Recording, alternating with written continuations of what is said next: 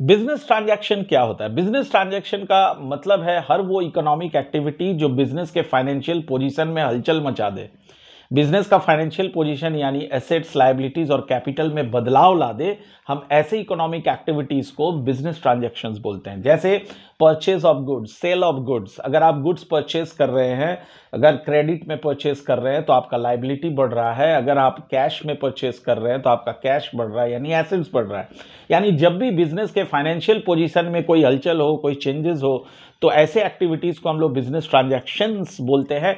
एक बात और आपको याद रखना है कि बिजनेस ट्रांजैक्शंस हम जो इकोनॉमिक एक्टिविटीज है जिनको हम बिजनेस ट्रांजैक्शंस के कैटेगरी में डालते हैं, they must be measured in terms of money. यानी वो ऐसे ट्रांजैक्शंस होना चाहिए जिनका नेचर फाइनेंशियल होना चाहिए, वो फाइनेंशियल कैरेक्टर के ट्रांजैक्शंस होने चाहिए।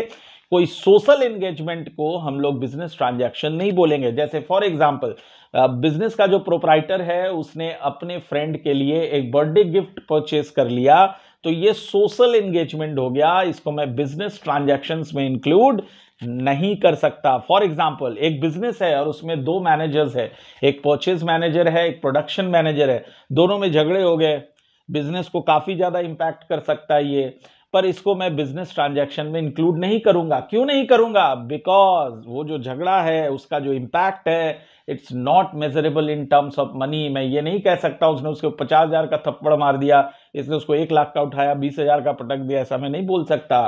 तो होपफुली आपको ट्रांजैक्शन समझ में आ गया।